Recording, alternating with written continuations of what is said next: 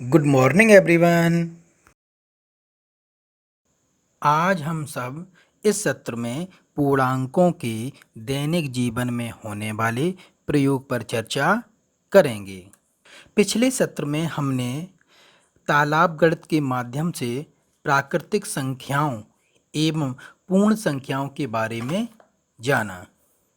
हमने अब तक समझा कि 1, 2, 3, 4 आदि गिनने वाली संख्याएं प्राकृतिक संख्याएं और यदि शून्य को शामिल कर लिया जाए तो संख्याएं पूर्ण संख्याएं कहलाती हैं।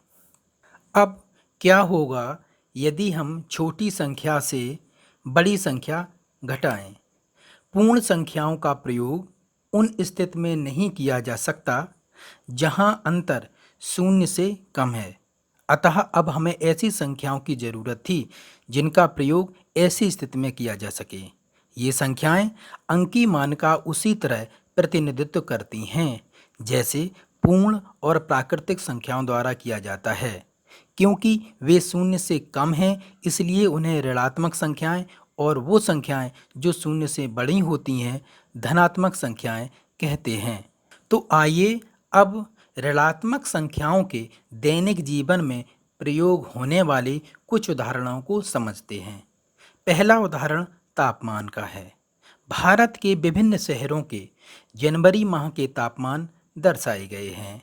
जिन शहरों के तापमान शून्य से कम हैं उन्हें ऋणात्मक संख्या से दिखाया गया है एवं जिनके तापमान शून्य से अधिक हैं उन्हें धनात्मक संख्या से दिखाया गया है। जैसे श्रीनगर का तापमान -5 डिग्री सेंटीग्रेड है। इसका अर्थ है कि श्रीनगर का तापमान 0 से 5 डिग्री सेंटीग्रेड कम है। किसी भी संख्या का ऋणात्मक होने का अर्थ होता है कि वह संख्या 0 से उतनी ही कम है। जैसे लेह का तापमान -13 डिग्री सेंटीग्रेड है। इसका अर्थ ये है कि लेह का तापमान 0 से 13 डिग्री सेंटीग्रेड कम है। दूसरा उदाहरण तल का हो सकता है। समुद्र तल हो या धरातल से नीचे जाने पर ऋणात्मक संख्याओं का प्रयोग किया जाता है। चित्र में अस्पताल में लगी लिफ्ट में भूतल को शून्य से व ऊपर जाने के लिए धनात्मक नंबर का प्रयोग व भूतल से नीचे जाने के लिए ऋणात्मक संख्या का प्रयोग करते हैं। लिफ्ट में रिया अपने माता पिता के साथ अपने सहपाठी पंकज को देखने के लिए अस्पताल जाती है। पंकज का इलाज चौथे तल पर चल रहा है। भूतल से चौथे नंबर पर जाने के लिए लिफ्ट में लगी संख्या बटनों में से 4 को दबाना पड़ता है।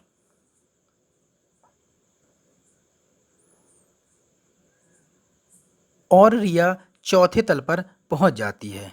अब वह रिपोर्ट लेने के लिए भूतल से नीचे तीसरे तल पर आना चाहती है। अब उसको संख्या बटन कौन सी दबानी होगी, 3 या -3? जी हाँ, -3, क्योंकि पैथोलॉजी जहाँ पर रिपोर्ट मिलेगी वो भूतल से तीसरे फ्लोर पर है।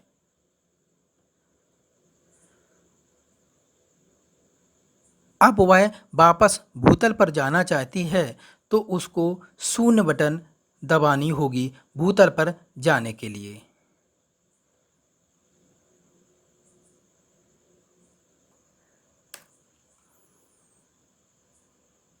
इस चित्र में आप देखेंगे कि समुद्र तल को 0 से दिखाया गया है और 0 के सापेक्ष हवाई जहाज 3000 मीटर की ऊंचाई पर है। इसको प्लस से प्रदर्शित करेंगे, धनात्मक संख्या से प्रदर्शित करेंगे। और समुद्र तल 0 के सापेक्ष पनडुब्बी 400 मीटर समुद्र में है तो इसको ऋणात्मक संख्या से प्रदर्शित करेंगे।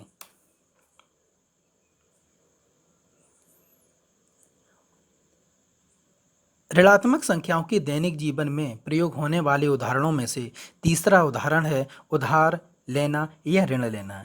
जब हम किसी से कोई वस्तु या रुपए उधार लेते हैं तो उसे ऋणात्मक संख्या से प्रदर्शित करते हैं। चौथा उदाहरण लाभ हानि का है। दिखाई गई सारणी में एक दुकानदार का जनवरी माह का खाता है जिसमें उस माह में कुछ वस्तुओं में लाभ व हानि को दर्शाया गया है। लाभ को धनात्मक संख्या से व हानि को ऋणात्मक संख्या से प्रदर्शित किया गया है। दाल में 400 रुपये का लाभ हुआ है और इसको +400 चिन्ह द्वारा रूपित किया गया है। अगर हानि में 98 रुपये की हानि हुई है, ऋणात्मक संख्या से इसको इंगित किया गया है, चिन्ह द्वारा निरूपित किया गया है। और अगर नमक में 73 रुपये की हानि हुई है और इसको ऋणात्मक संख्या से, ऋणात्मक चिन्ह से निरूपित किया गया है। और घी को, जो कि लाभ हुआ था, धनात्मक चिन्ह से निरूपित किया गया है। 5वां उदाहरण है मूल्य में गिरावट। निम्न सारणी में अप्रैल माह में कुछ वस्तुओं की कीमतों में गिरावट व कुछ वस्तुओं की कीमत में उछाल को दर्शाता है। गिरावट को ऋणात्मक संख्या से व उछाल को धनात्मक संख्या से दर्शाते हैं।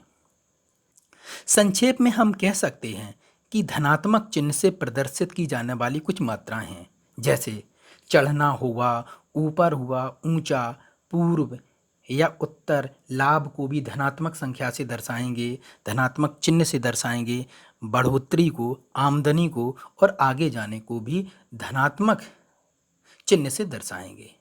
वहीं ठीक इसके विपरीत उतरना, नीचे या नीचा या पश्चिम, दक्षिण, हानि को भी घटाना, घटना, खर्चा या पीछे जाने की इसकी स्थिति को भी ऋणात्मक चिन्ह से दर्शाएंगे। धन्यवाद।